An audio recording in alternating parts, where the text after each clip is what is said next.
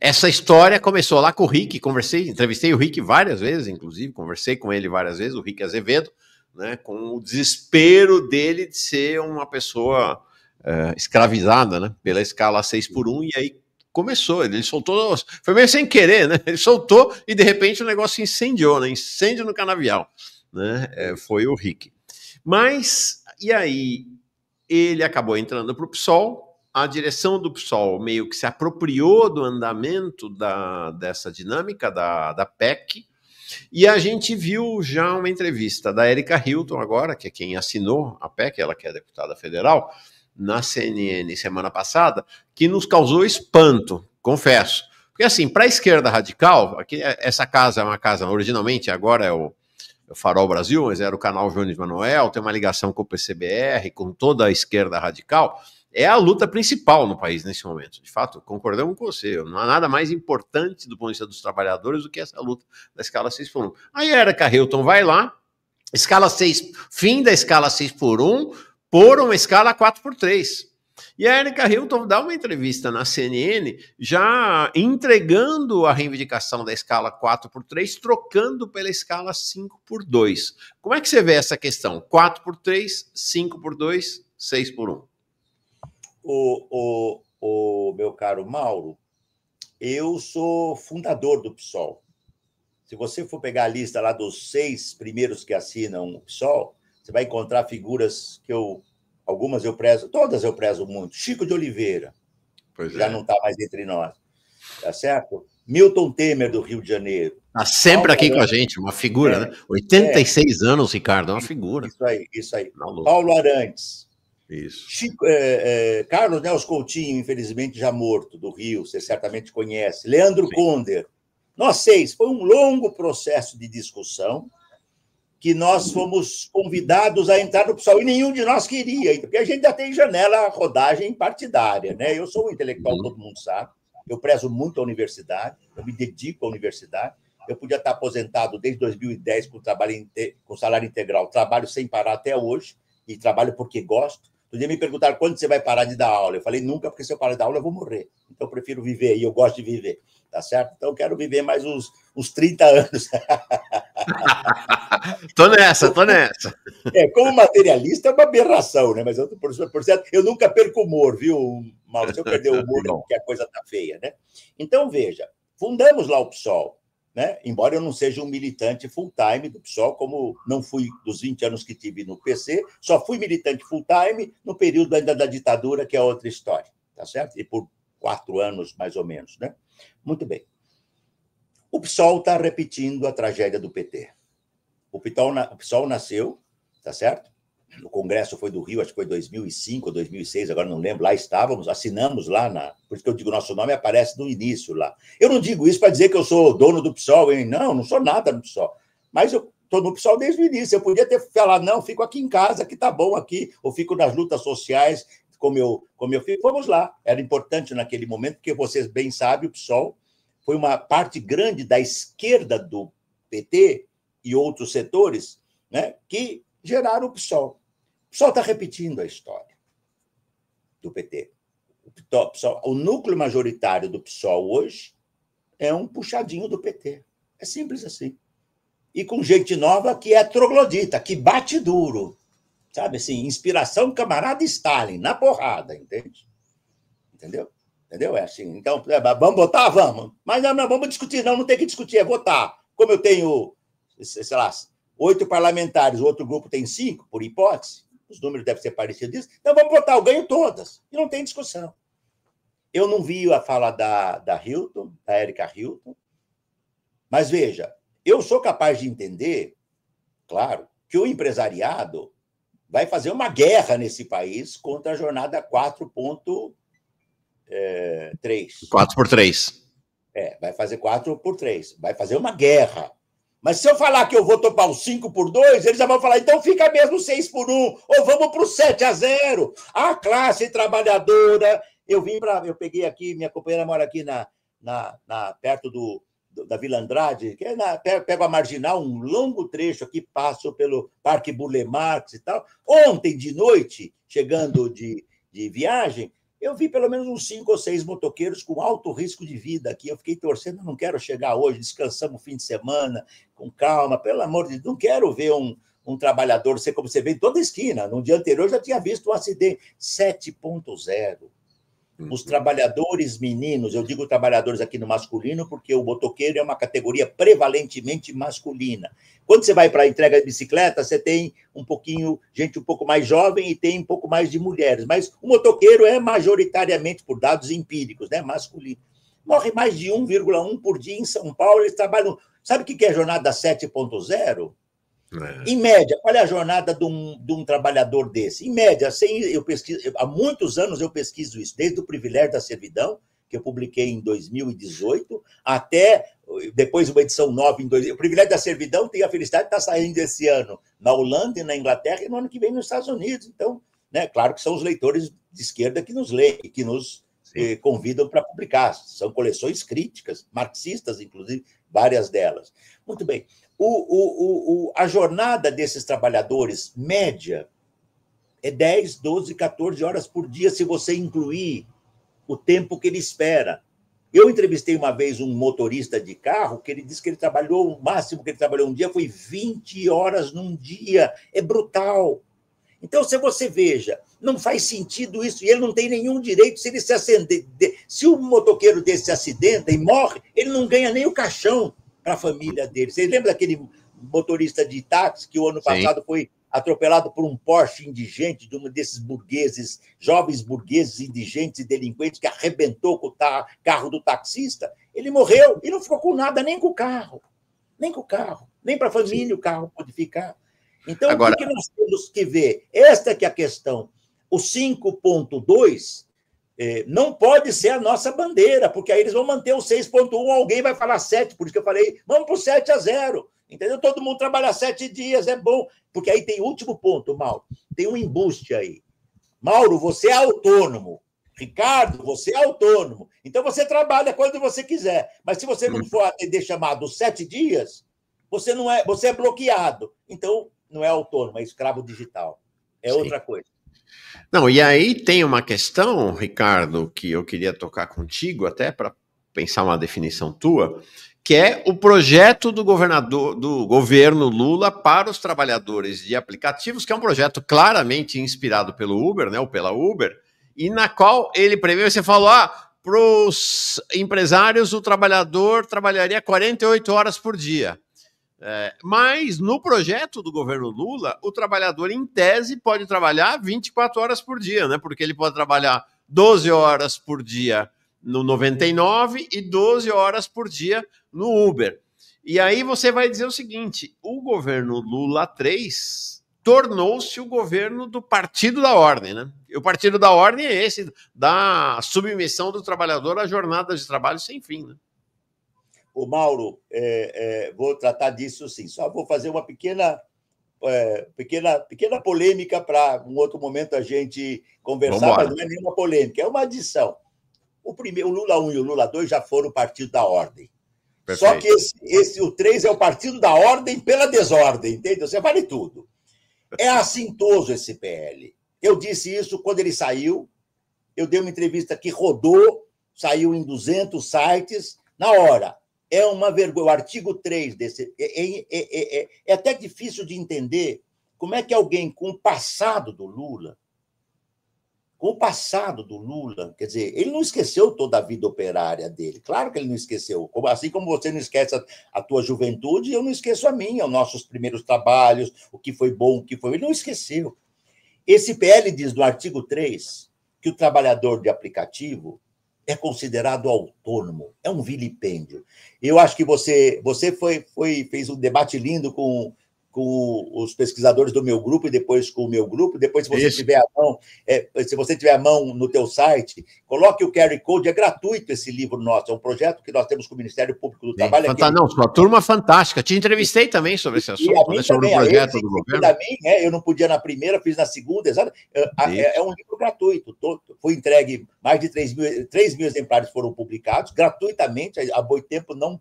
Ela sabe e divulga esse livro, é de distribuição gratuita, e o QR Code qualquer pessoa tem acesso. Lá nós explicamos isso. A União Europeia, por exemplo, que é neoliberal e capitalista, parte a sua diretiva parte da ideia de que o trabalhador de aplicativo na Europa é empregado. O Lula parte da perspectiva de que o trabalhador de aplicativo é autônomo. É um assinte. Você lembrou bem, trabalhar 12 horas por aplicativo. Ou seja, pode ser 24 horas por dia. Não tem nenhuma palavra sobre a mulher trabalhadora. O que acontece com a mulher quando ela é engravida? Ela vai para casa e fica 3 meses, 2 meses, 1 mês, depois, quando a criança nasce, sem trabalhar, sem nem... Não é possível, entende? Ah, não, mas vai ter a previdência. Mas escuta, se você não tem a condição de assalariamento reconhecida, a condição previdenciária de assalariado também não ocorre. Sim. E mas eu tenho MEI, mas e se eu não tiver mês num dia não tiver dinheiro, ou para comprar o leite para as crianças, ou para pagar o MEI, eu vou comprar o leite das crianças. É por isso que, por exemplo, do Chile à Grécia, durante o neoliberalismo, e isso vale até hoje, né, pela tragédia desse país, a população idosa não tem aposentadoria. Ela pagou e não levou. Eles morrem porque eles não têm nada. E agora, na indigência do Milei, tá certo? Do fascista, com cara de... Imagina o Milei dizer que é libertário, é um assinte. Libertários são os anarquistas. Os anarquistas merecem respeito. O movimento anarquista era libertário. O Milei não é libertário. Ele é uma síntese entre o neoliberalismo extremado e o neofascismo extremado. Então, veja, né? Foi um erro grave. Houve uma grita muito forte, o projeto ficou em stand-by. Foi muito importante, Mauro, porque o governo criou lá um circão, todo mundo vai falar e tal, mas excluiu meio mundo de saída. Mas a Aliança Nacional dos Entregadores de Aplicativo, chamada Aliança, Aliança Nacional dos Entregadores de Aplicativo, quando percebeu que era um embuste, que era importante que os entregadores dessem OK a esse projeto, porque aí o Lula ia aprovar nos motoristas e seguir. Aí eles saíram, aí percebeu. Esse projeto tem um equívoco grosseiro. Se eu tivesse um ministro do Trabalho desse nível, eu demitia na hora, mas parece que eles são muito parecidos, entende? Sim. Tá certo? Então é uma tragédia. Não é à toa que o ministro do Trabalho está contra o fim da escala 6x1, né? Não é à toa, né? É isso. Ou seja, né? Então, por isso que eu dizia, é um partido da ordem num plano mais profundo, porque já foi no anterior. E não para nenhuma dúvida, viu, Mauro, para que fique bem claro para os nossos e nossas telespectadores, ouvintes e tal. Eu votei nessa eleição de 22, eu lutei como nunca, desde a primeira que eu me lembro que lutei para cacete, 89, para não falar das lutas da época da ditadura, mas que não eram eleitorais, de mal conseguia votar para deputados de esquerda embutidos no MDB. A eleição, vestimos a camisa e vamos contra o fascismo, nós lutamos até no semidemônio, não no demônio. Para evitar o demônio, nós vamos até o semidemônio, contra o fascismo. Mas eu não tinha ilusão do governo Lula, mas eu não imaginava que um PL desse nível, esse PL está aquém dos governos neoliberais, abaixo, é muito pior do que os projetos dos governos neoliberais da Europa. E a Europa não é meu modelo, não, viu, meu caro? Eu trabalho na Europa, mas eu não vou lá como um papagaio do que eles falam. Eu vou lá para dizer, olha, eu sou um intelectual do sul do mundo, tá certo? Aqui tem sangue indígena e negro correndo, tem sangue italiano, tem sangue português, mas também tem sangue indígena e negro correndo. E nós vamos falar o que o sul do mundo tem para dizer. E tem muita coisa. É vergonhoso esse PL. Citamos só 2 ou 3 pontos. É uma sucessão brutal de equívocos. Né? Mas ele tem o direito de sindicalização. Não é verdade. Ele quer criar o sindicato de cúpula. Sindicato nasce, tem força quando ele é de base. O Lula sabe muito bem que ele se tornou uma grande liderança operária no mundo sindical do ABC em meados dos anos 70. Eu acompanho desde então. A minha tese de doutorado, Mauro, chama-se O Confronto Operário no ABC Paulista. As greves metalúrgicas de 78 a 80 foi publicado em livro pela antiga editora Ensaio, editora da Unicamp. Tá certo? Desde o ABC, desde aquela época, para não dizer desde antes. Né? Veja, o sindicato do ABC tornou-se forte porque ele passou a ter base na Scania, Vabs, na Ford. Sindicato de cúpula não adianta. Os entregadores é que vão ter que decidir se eles querem sindicato, se eles querem associação. Eu sei que o sindicato, por exemplo, Mauro, hoje, o Hayek nos ensinou, esse criador, o mais nefasto, portanto, do neoliberalismo. Ele diz lá, o sindicato de classe é inimigo do capitalismo. Então, o que a gente faz com o sindicato de classe? Ou torna o sindicato de classe dócil ou elimina. Então, tem uma campanha antissindical que a criança já aprende hoje de manhã cedo, nos influencers e assemelhados, que o sindicato só tem corrupto, que a CLT é nefasta e que é bom ser empreendedor. Até a hora que um trabalhador vai trabalhar, perde o braço e não pode mais guiar. E ele fala, pô, eu não tenho mais nada, nem previdência. Eles vão aprendendo, é um aprendizado. Por isso que a primeira greve dos entregadores é um marco na história da classe operária brasileira. Eu escrevi o primeiro livro, mas foi o que é o sindicalismo, 1980. Tá? Se eu fizesse uma edição nova, eu ia acrescentar lá uma coisa. A primeira greve do proletariado de serviços plataformizado, que é histórica no Brasil, vai ficar para a história 1º de julho de 2020. É um processo, vai demorar para que essa coisa avance. Mas a criação dessa aliança é uma espécie de central sindical, social, dos movimentos populares e de indivíduos, que aí você aglutina o mais possível. Ideologicamente, tema para um outro debate. Tem de tudo nos entregadores, como nós sabemos, porque é um ser compósito e heterogêneo.